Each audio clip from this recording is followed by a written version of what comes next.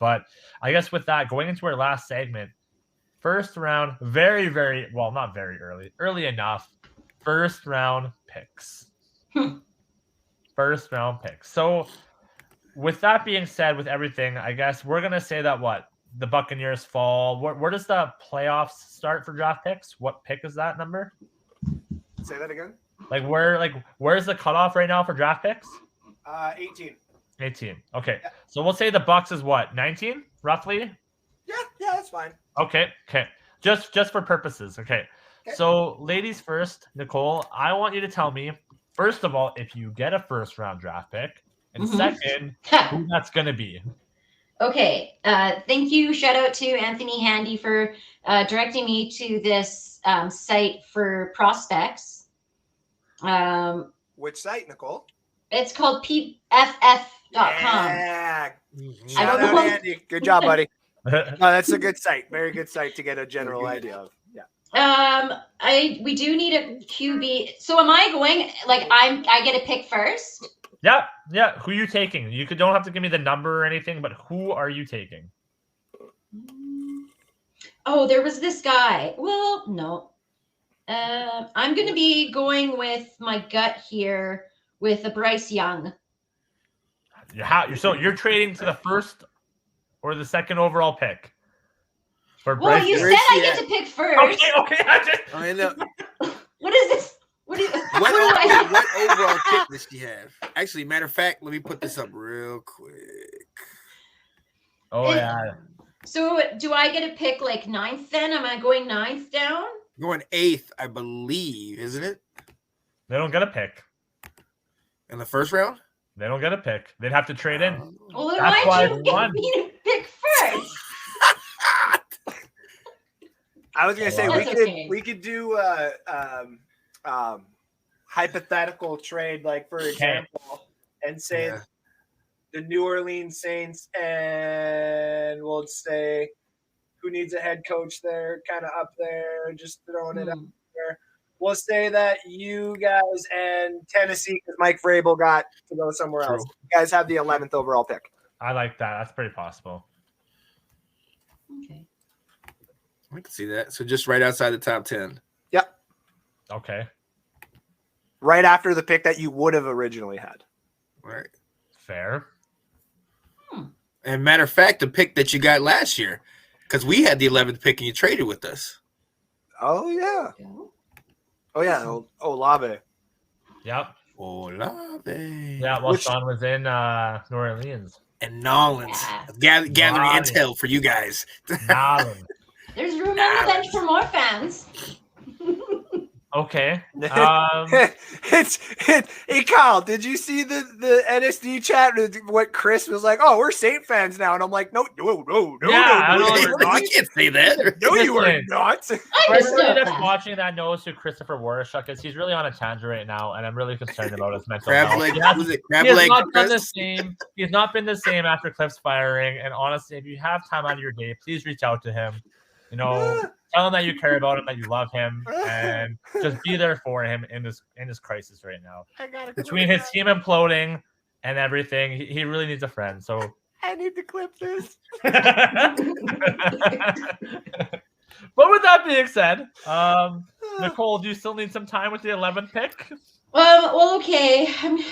There's all the quarterbacks are going to be gone. Oh yeah. Are they? No.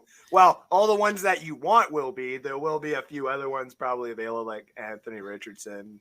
Yeah, that's what I'm thinking. Yeah. Maybe. I mean, okay. This was my heart, okay, and my analytical sense of knowing what names look like. Brian Breezy, because it's like Drew Brees. Oh yeah. Okay. Yeah. Although he is just a defensive tackle. Oh, he ain't just defensive tackle. He's solid. He's solid. He can take all of that, and he would be like besties with Jordan. It's funny that you say that because on a lot of what's the word I'm looking for? A lot of prospects when they come in, they have players that they kind of look like, or what's that word I'm looking for? Role model? They like mimic, or they pattern their game after, or if it's in their scheme. Yeah, like a Padawan? no. Like they describe the player, so it'd be like the next Michael Jordan is, or he plays like Michael Jordan, kind of thing. Like that's how they describe that. They describe that prospect exactly. Yeah. That Brian Breezy is essentially like if he becomes a real a good football player, he's going to be like Brian Breezy or like Cameron Jordan. Brian Breezy will be Cameron Jordan because he can play edge, he can play tackle, you can let him stand up a little bit. He's just all over the place. It'll be similar to what the Eagles did with Big Baby Davis from Georgia and how he's similar to Fletcher Cox. Such a good pick, man. Oh my gosh. Oh yeah. So that's a great pick, Nicole. Yeah, I like it. It's possible too. That'd be a good pick for the Saints.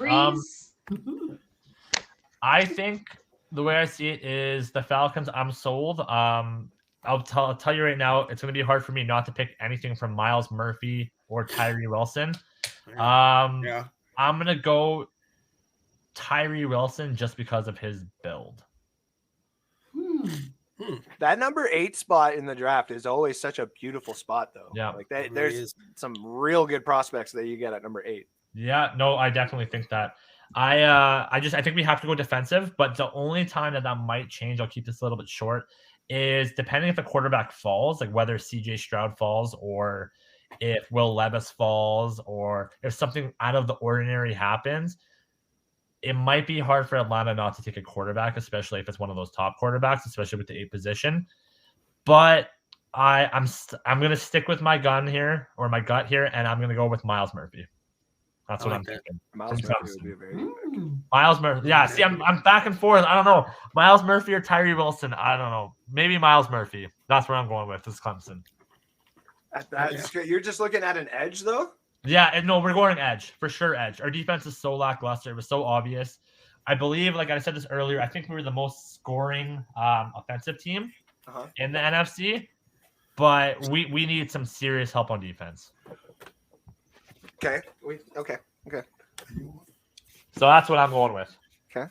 What do you got, Sean, for your Panthers? I like that. So with the 9th pick in the 2023 draft, we are going to a school that you absolutely love, Mr. Foobs.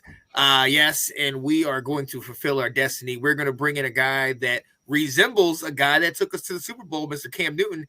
And we're going Anthony Richardson. No. I'm telling you, the reason why I know this is going to happen because this is the kind of thing that Carolina does. It might not necessarily be the pick that I would like. I would hope that somebody like a Levis falls down to us. A lot of people are picking him to go like Atlanta or Raiders, like right above us. Yeah. I would love, Murphy or Reese or any of these guys. But knowing the history, knowing who we are, and also Joey Porter Jr., but we just picked up Torners and J.C. Horn and some of these guys. Yeah. So knowing who we are, this is the pick I think we're going to make. I don't necessarily 100% agree with it, but it makes sense if we're going to what has had success. And that has been that type of frame and that type of guy. I don't personally think, in my opinion, he's a top 10 pick. I don't even think he's a top 15 to be my guy. I mean, if you want my opinion. However, I do think this is the move that they're going to make because they're going to buy in. We know from this point up until the draft, all there is people pumping in all this noise about this quarterback and that quarterback and, oh, this guy fits this scheme. And all of a sudden, you got these guys that nobody thought was going to be a high round pick. Case in point, rest in peace, but Dwayne Haskins. Yep. That guy was a second round talent, but it got hyped up in the draft. And then obviously we went and took him. You know what I mean? So this is the move I think we're going to make. I would love to pair up somebody just like what you guys were talking about. I would love to pair up my defenses, my Brian Burns with a Reese or with Murphy. Don't add more to that defense. How dare you? That's what I want to do and just stick to our running game. But I do think this is the move we're going to make. Fair. Okay. All right. I could see it. All right. Mr. Faubert. Okay. So we're at 19. I'm just getting a general idea of most of the players that would be gone. So most of your top tier talent's obviously gone. Oh, man.